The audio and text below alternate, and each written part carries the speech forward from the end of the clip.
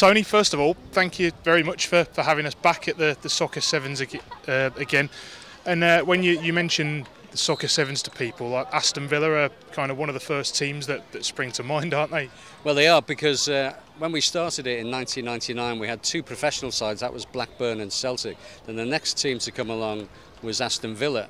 And I remember that Bryan Jones, Kevin McDonald, and of course Sid Cowans bringing them out, these kids. And of course some of those kids have now made it in the professional league. Craig Gardner was there, I think, at the beginning, Liam Ridgewell, Gary Cahill. I mean, just look at their careers. So you've seen a lot of our future Premier League stars flourish before they've gone onto the big stage. I have, yes. You know, Gabby Agbon-Lahore, of course, who is still playing for your first team. Mark Albrighton, who was terrific out here, and not just the fact that they've come out and they've adapted to the culture and meeting the local people. It's the fact that they've embraced the game of seven-a-side. They're very skillful players, of course. And that shows with the five trophies that they've won out here, which is I think that's a record, is it? It is a record, yeah. I mean, I always announce them as 5 times champions. They haven't won it for a couple of years, but I think that looking at the squad this year, they look as though they might well do it again. And that would be a fitting thing for Bryan Jones, who, you know, he's the first guy to reply to us to say that Aston Villa is coming every single year. And I think without him, this tournament wouldn't have been the success that it has been. Yeah.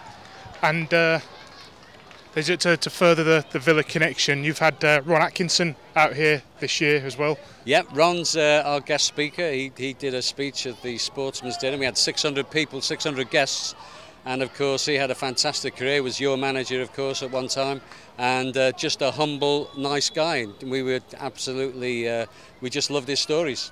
And I mean, he's enthusiasm, 1 for football and 2 for warm weather, and this is the perfect place for him, isn't it? Oh yeah, he had his permanent tan. You know, probably got it from Tenerife or somewhere like that. But the great thing about him is he's got a memory like an elephant. He can remember every single game, and there's a lot of old pros here, and they came up and he said, "Oh, I remember that goal you scored against Swindon in 19 whatever it was."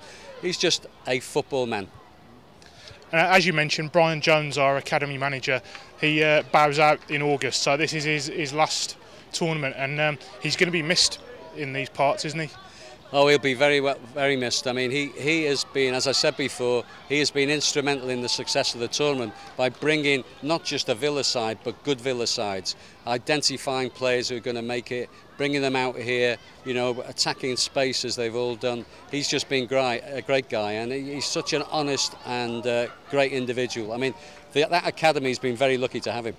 Yeah, and not only have you looked after us so well, but the fact that Bryan's tried his best to always bring a high-profile squad, that helps the status of the tournament as well. Well, it does, because we say to the other teams that, you know, Mark Albrighton's coming, Barry Bannon's coming, Gabby Agbon-Lahore's coming, etc., etc. I mean, that's just great stuff for us to do. That's a way of us marketing the event, and the fact that the way you cover it on your websites and everything else is just brilliant. And Bryan's been instrumental in all of that, and Sid and Kevin and everybody else associated with Aston Villa Football Club. And just finally, you're probably best as well placed as anyone to tell us the kind of increase in the number of Villa shirts that you see at the tournament every year now, because I mean, I gather it started off as one man and his dog, and it's grown into kind of a good little following now. Yeah, there's claret and blue everywhere around this stadium, and it's a great thing for the supporters. And what I love is that the kids of the families are taken as mascots and everything else, and brought along on the pitch by the Villa guys. It's a real community thing. Fantastic.